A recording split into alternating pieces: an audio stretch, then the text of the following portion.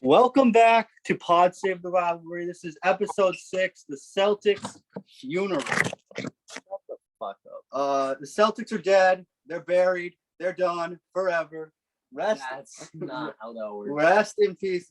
This season is done. It was very enjoyable to witness all those people. I'm so glad they lost it at home too. All those Boston fans just bitterly disappointed, especially Dave Portnoy making those shirts, blowing up in his face, Celtics in 7, blah, blah, blah. Now, Kurt, did you think I really liked too that they went on that little run at the end of the third quarter.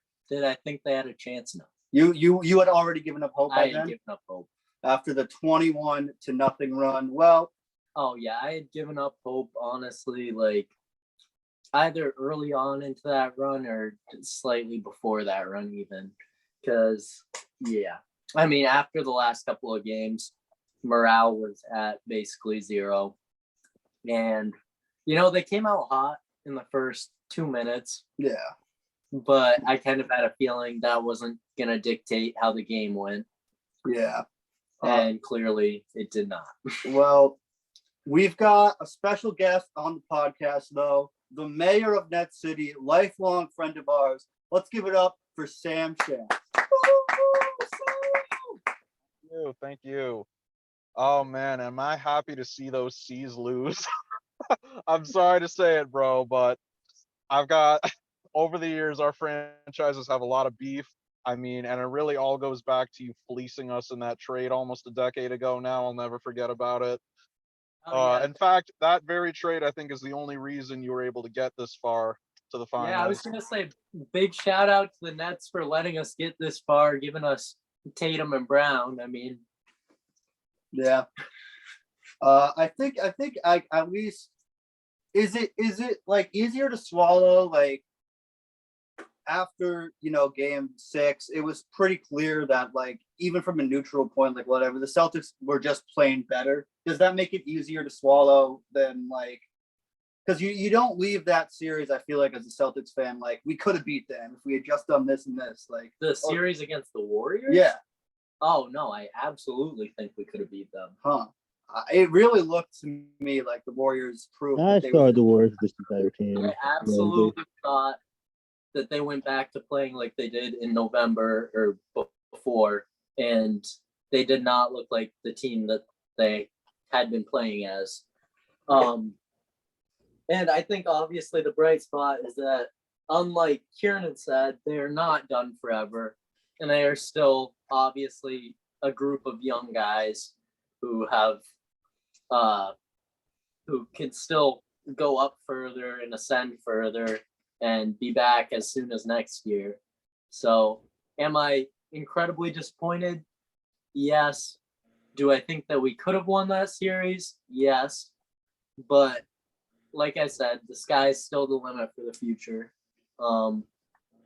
So yeah, I mean, listen. I don't know. This could have been your best shot because, you don't know when you're gonna get back. It's a similar situation to what I'm experiencing right now with the Rangers, because it's just yeah, they're so young, but the East is only gonna get better in the NBA, right, throughout the year. So you still have teams like the Bucks with Giannis. You still got maybe the Sixers with Embiid. They're due for a run. You have I don't know if you'll I'm get pretty back down on the Sixers actually, but yeah, I'll get into that one. I'm kind of down on the Sixers too, just because of the Harden thing, and he is obviously exactly in Miami too. Seems like he's past his best days, and who knows if he ends up asking for another trade out of there. Yeah. What they can even get from him now at this point. And if he doesn't, then eventually they're either gonna have to pay him a bag or let him walk for nothing. So yeah, I wouldn't give him a max contract if I was the Sixers. So let's switch now. Jason Tatum, is he on fraud alert after that game? I don't think he's on fraud alert. I think that's extreme. I think he obviously had an awful game, and honestly, one of the worst games situationally in Celtics history. But like I said, I don't think he needed necessarily to prove that he can be that guy. just, because he's shown that in many other games. But, I mean, are you wrong that he didn't show up? No. But I think he'll certainly have more opportunities going forward to show that he is that guy, and he has shown it in the past. And I still think he is certainly a top 10 player in the NBA right now. There were some of those possessions. He was really looking like Julius Randle out there. I could not tell them apart. It was Julius Randle or Jason Tatum. Sam, as someone that is going to probably have more playoff battles against these Celtics, what is your take on this? It's Jason Tatum, the Celtics in general. What do you think? Tatum's still going to be a problem, man. I mean, he can have it was a weak series that he had, this finals. But like we've seen him drop 50 burgers left and right throughout the season against the Nets last year. He might have even done it this year, actually, during that series. So yeah, no, definitely not a fraud. Tatum's the real deal, in my opinion. And Yeah, these I think he had a Celtics, 40-piece McNugget against the Nets this year, but not a 50-piece McNugget. I think that was just last year. yeah. I think, I mean, in all seriousness, I don't actually think Tatum's on fraud alert either. I think that ultimately, I think it's just one of those like things where as a star, you've got to learn. You've got to learn how to lose. You've got to lose before you can win. And going up against the dynasty like that, he didn't show up, but ultimately, I really don't think that it's even that big of a deal. I think it's just part of the growing pains, taking that next step. We've seen every major superstar kind of fall apart. Even MJ got swept out of his first couple playoffs. LeBron choked versus the Mavs.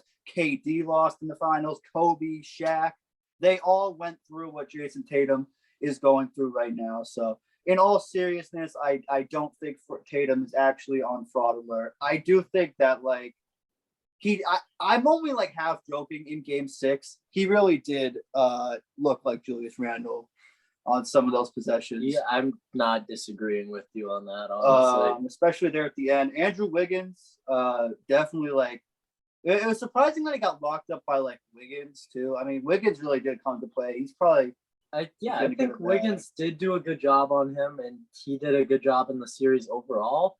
But Wiggins should not have locked up Tatum like he did. Yeah. Like Tatum should have been better than that. Mm-hmm. And he's shown that he can be better against defenders just as good or better than Wiggins. Like I think Jimmy Butler's a better defender than Wiggins. But I mean, you've got to give Wiggins his flowers too. Like I said, he is a good defender in his right. He did everything the Warriors asked of him and played a huge role in winning. So yeah. What if this is a thought that just speaking of like Jimmy Butler and the Heat, I know that Joel and Jimmy Butler, they are close. Joel on the Heat would be a nightmare for the East if that were to happen. Obviously, that's just rumors and speculation. But we all said earlier that we were low on Philly.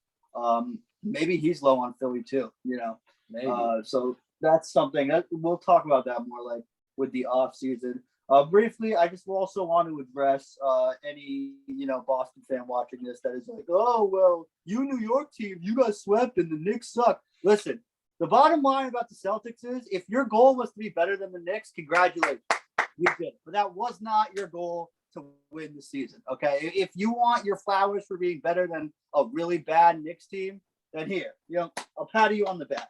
Good job. You were better than the Knicks, but you still took that fat. Okay, I am gonna throw it back though, to the start of the season where all the Knicks fans were talking shit like, "Oh, we're better than the Celtics."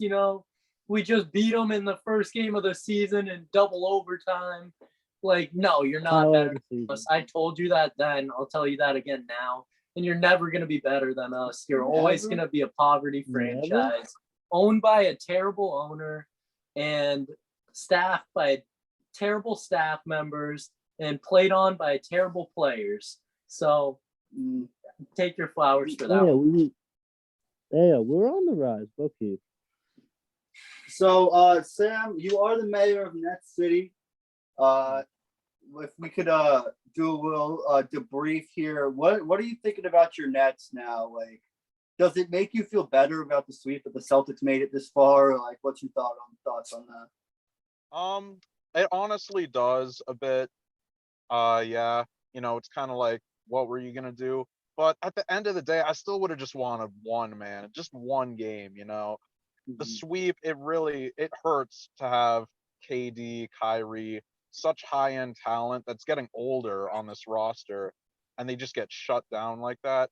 The one thing I will qualify with, though, is if you look at the series point differential, it was 4 close games that Boston won. It was not a big point differential across the 4 games. So, I I some think of we that. showed some promise in that at least. I think that's I remember though, like especially the last two, it didn't those last two games didn't really feel close. Like I remember the first two were really good, and then like the Nets would like always keep it within striking distance, but I never felt like in those 3 or 4 games that they were the better team. Also, Sam, if I personally was a Nets fan, I would like Kyrie Irving would be my number 1 most hated player in the NBA. What are your thoughts on Kyrie Irving sitting out like half the game? Let's get a Nets fan perspective from what Kyrie pulled this season. Yeah, that's disgraceful, really, because it's not even.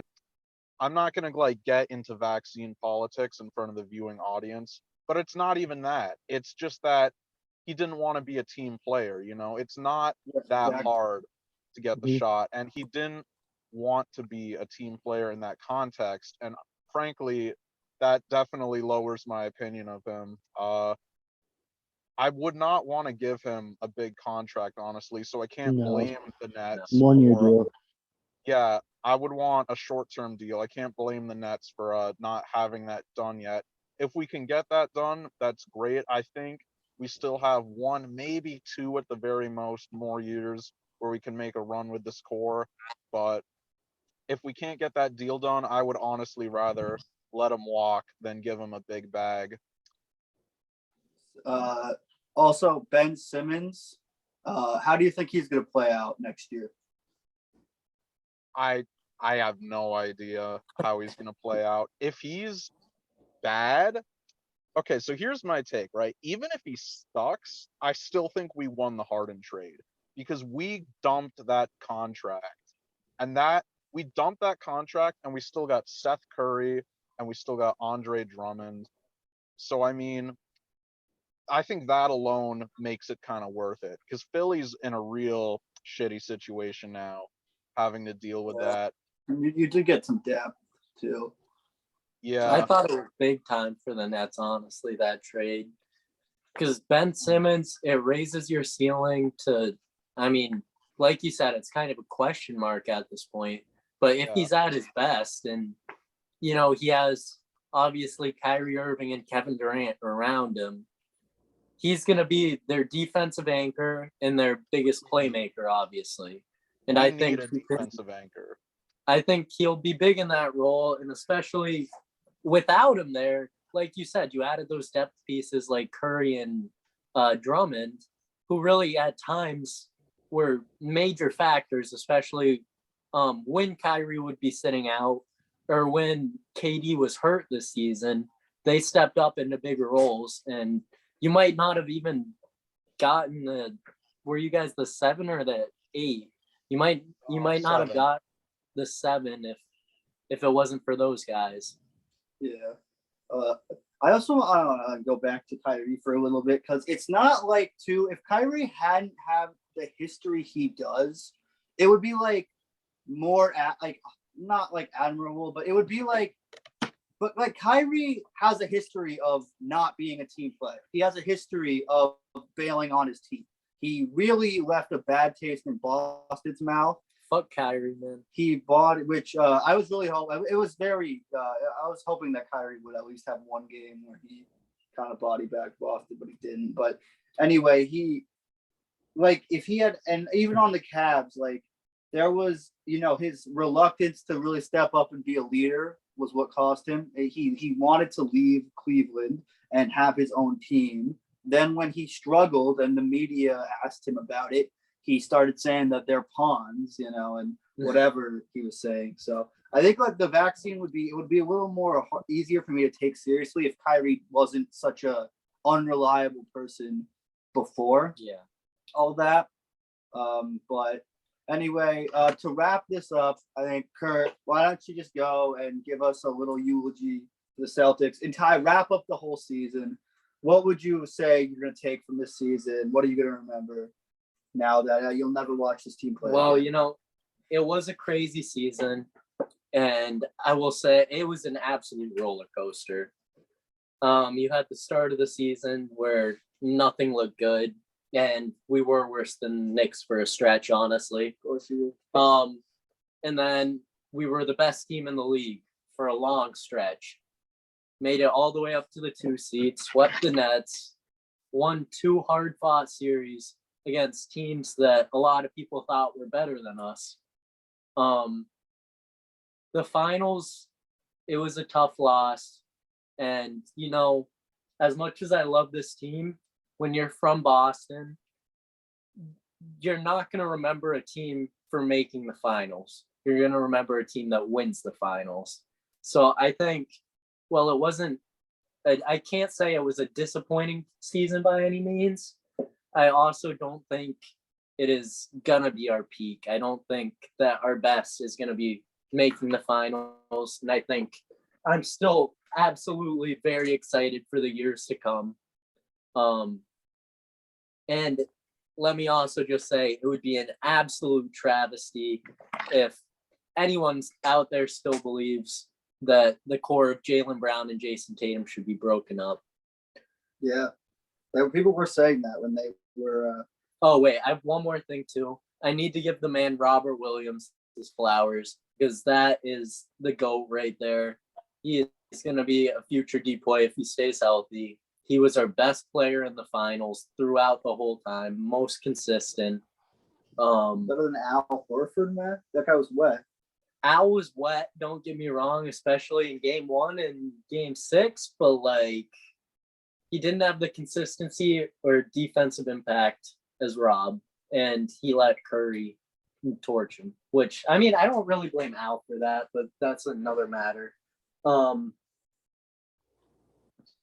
so I think we have dedicated enough time. This has been, Celtics Funeral. It's been enjoyable for all except Kurt, but we're gonna move on now. Not much. I guess we haven't really, Sam. I know you're not like the biggest Mets fan, but we haven't talked about like the Mets much at all in this podcast. They are a New York team. They're playing really well. If you have anything to say about the Mets, we can delve into them. If not, we just recorded yesterday, so there's only been one game since we talked about it. So I don't want to waste too much time with the Yankees and Sox. But if you have anything to say about the Mets. Not a ton. I'm not following too closely. Basketball and football are more of my 2 sports, but I'm looking from the outside and it's looking good, man. I think this is the best team we've had since 2015, the World Series run at least. And I would love to see a Subway Series World Series. Absolutely. That's in the cards and I would watch the shit out of that. Yeah. Yeah, that would be great. Scherzer back too. Like that. That's the scary part. Once they get those guys back to the playoffs, dude, they might be scary. Yeah, that's the thing. We're playing this well with some key injuries right now, and if we can rearm the pitching staff, I believe is where the injuries are, then yeah, we could stop. Really, I'm just like looking at scores, as they come in. That's kind of my distance following, but then we could shut down, some of these runs because we're winning, but we're winning some close games, and if we can really step it up on that pitching front, then I think you could see some dominant performances and a good playoff run, hopefully. Yeah, the NL East the gap is closing though. It feels like the 90s again with the Mets and Braves duking it out there in the NL West. I think it's only like you guys are honestly only like 3.5 up now or something because the Braves have won 14 in a row. And then The Yankees, complete their sweep of the Rays. Anthony Rizzo with a walk-off, just finding ways to win. Red Sox, lost to the A's, which isn't a huge deal for them. Still won the series. Still won the series. Of course, lost ground on us, but at this point, they've, the smart fans have given up winning the division. So, unless we might pull we could pull a 2011 Red Sox and blow a huge lead late in the season, but I doubt it. That's pretty much it. Rizzo came up clutch there, and it was just nice to see both Boston teams lose. Hey guys, dinner's ready. All right. So now let's get into the best of the 32 teams, 32 episodes. Up next, the team with the number 4 draft pick, and this man Samuel's favorite team, the Jets. Sam, their win total is set at 5.5. What do you think? What do you think about that win total? And what are your thoughts on the Jets heading into the season? So I think that win total is right on the money, honestly. I mean, I'm feeling good. I think this is the beginning of a new look New York, honestly. Joe Douglas is the first competent GM we've had in probably a decade. This man actually knows how to draft, which is a big development for us. And we absolutely killed it this draft. I think we had the best draft, no cap. You can challenge me on that if you want, but I mean, Jermaine Johnson at 26, such a value pick. And then we go deep. We get consensus top running back with Breece Hall. And yeah, I like the Jeremy Ruckert pick too. We've added good skill positions. That was a good pick. That might be under the wire, but Jeremy Ruckert out of Ohio State was a very high value tight end coming out of high school, and obviously played second fiddle to the receivers there a bit. But I think that was a very good under the radar pick by the Jets too. Yeah, and you've got him alongside CJ Uzama, huge free agency acquisition. That I think that's a great tight end room now. The only problem though is we have a hard schedule. So while I'm high on the players, at the end of the day, we got a lot of rookie seasons, a lot of development still needs to be done, and we're playing some tough teams. The entire AFC North, man, and our division stacked this year. I could honestly, as sad as it is to see, I could really see 0-6 in the division. I hope that doesn't happen. I hope maybe we could see one from the Pats. I think if we're gonna get one, it's gonna be against the Pats. Maybe the Finns. We'll see how. I think we could get one on the Finns. I really think I think the Finns are gonna be a team that, like, I think the public is gonna be over. We'll talk about the Finns more in depth when we get to them, but I'm not as high up to Miami as everyone else. But yeah. And additionally, they picked Sauce Gardner at 4, and then didn't they got another Garrett Wilson, and then they got Garrett Wilson at 10. Yeah, so I think that the only team I would say had a better. I think the Jets had an A+ draft for sure. Just with the amount of first round talent they got, their offense really improved. I think that the Ravens, the Ravens and the Chiefs are the only teams I'd rate ahead of them. But Sam, Chiefs, what do you think now of 5.5? What is your official prediction for the Jets? I'm gonna go over, but it's a narrow over. I could see 6-11, maybe 7-10. 8-9 I would put as the absolute ceiling. I don't think it's gonna be a winning season. Sorry if there's any fellow Jets fans watching, but these things are gonna take time. A lot of rookies, and as we saw with Zach Wilson last year, rookies don't ball immediately. We'll see some talent flashes, I'm sure, but the consistency is not going to be there this year. I think next year or even 2 years down the line, this is going to be a scary team. But this year probably ain't it, especially, like I said, with the schedule. So I'll take the over. I'll take the over on that. But it's a narrow over, and I think 5.5 is a pretty accurate place to put that win total. I am going to go with the under. I think that I think it's going to be 5 wins for the Jets.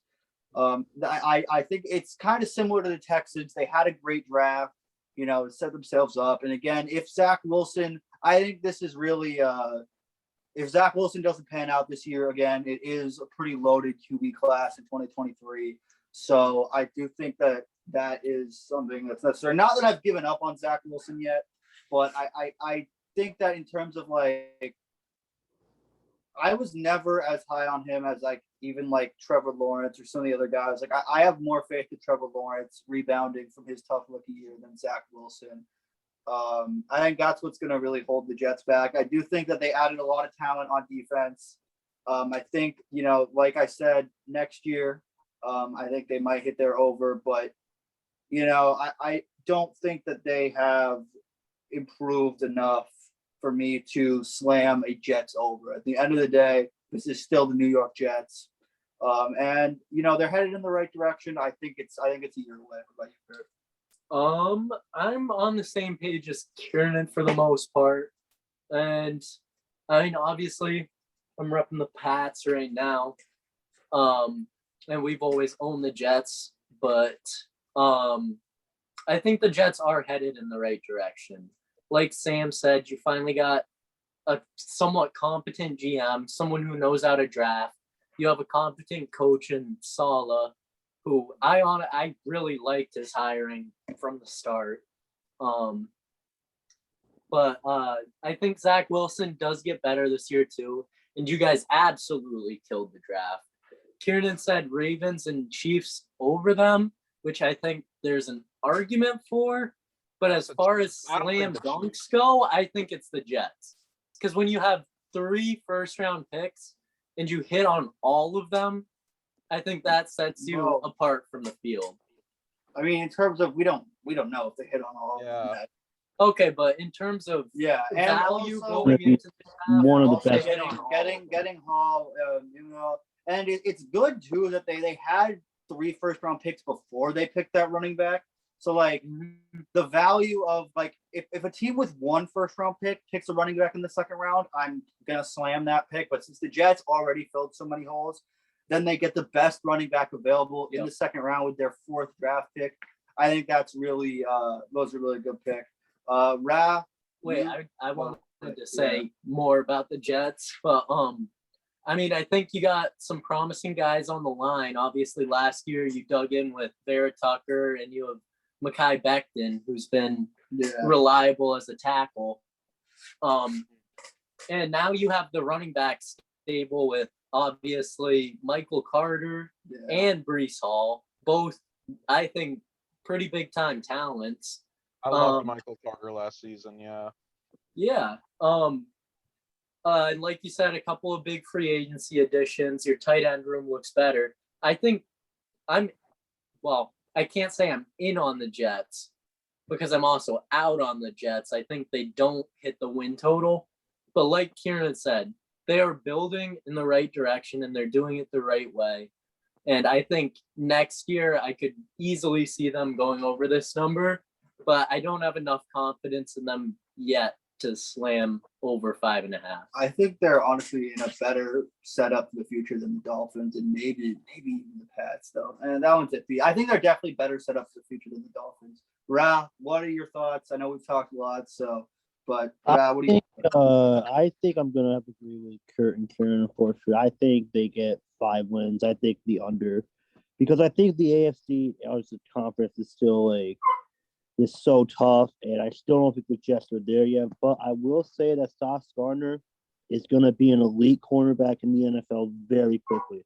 He might be this generation's Darrelle Revis for you guys, honestly, down the road. But I think he's going to win. He might win Defensive Rookie of the Year, but at the end of the day, I still think it's just a long way to go. So, yeah, I say under. But you guys are building for the right direction. I think next year, I think you guys will make the playoffs, but not this year.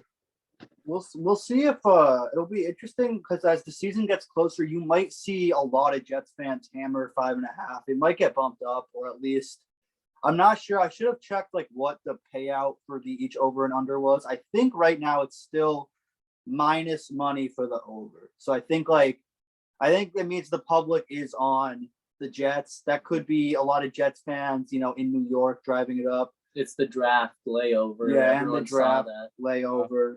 But should be interesting. And so we all seem to have pretty good consensus on the Jets. And I'm not gonna say I don't think I'm necessarily slamming the under either. Like there are some teams we'll preview where it will be slammed the under. With the Jets, it would not surprise me. I think though it will be pretty evident pretty quickly if there is. I think with Zach Wilson, I think it'll be pretty evident to see if he's improved. Kind of like a Daniel Jones situation. I don't think we're gonna have to wait long to see if he's the future in New York. I will say I think that's one of the lines that makes me think about it a little bit more, because I think this team is somewhat boom and bust in a lot of ways. Yeah. Because I feel like they do have a lot of talent and they have a lot of young guys with talent.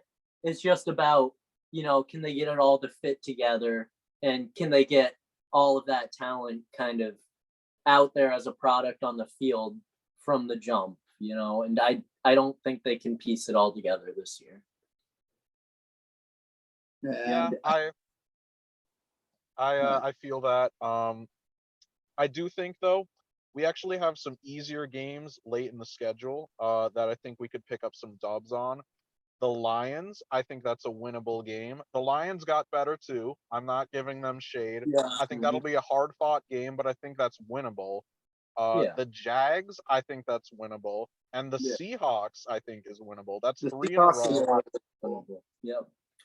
The Seahawks, they might be the number one. They might get the number one pick. They're gonna Yeah. Is it going to be Geno or Drew though? either way. I would personally start I can't Drew Lock. Horse cock lock. He is one of the worst NFL quarterbacks I've ever seen. He is so bad. He's got an arm though. He can throw the ball hard. I don't know. Maybe I just haven't watched him enough. I don't know, but he sucks. Don't get me wrong. Really He's really bad. I think this year's going to say a lot, right? Because you still have the receiving weapons in Seattle. So you're giving him that chance that he never quite had with the Broncos. I think he disagree. did have I that disagree. chance with the Broncos, though. His receiver room there was pretty good still, especially in the last couple of years with Sutton and Judy. Yeah. I think those guys should be competent enough. I mean, and Fant even. That's a first-round pedigree and a tight end. But, I mean, I think he had the weapons necessary. He still didn't has pan Noah out. Fant. Noah Fant was part of that trade. Yep. He was part of that trade. I think Breece Hall on the Jets. I think he's going to be a very hot commodity in especially dynasty leagues. And when we start talking about fantasy, I think he's going to be definitely one of the people we talk about as somebody you should target. But I think we've all got our predictions in. I know Sam, you've got to head back to Troy. So I think we're gonna wrap it up there for Pod Fantasy Save the today? Rivalry. Yeah, this is All right. 2 episodes in 2 days we dropped. I want to thank Sam 2-2. 2-2 for being on the Hey. podcast. Let's hit it. Sam Schantz. Sam Schantz. Peace out from the 12901. Yeah, thank y'all. Peace out from the 12180. That's Troy. I don't know here, but It's Yeah. this part, dude. All right. Peace. all right.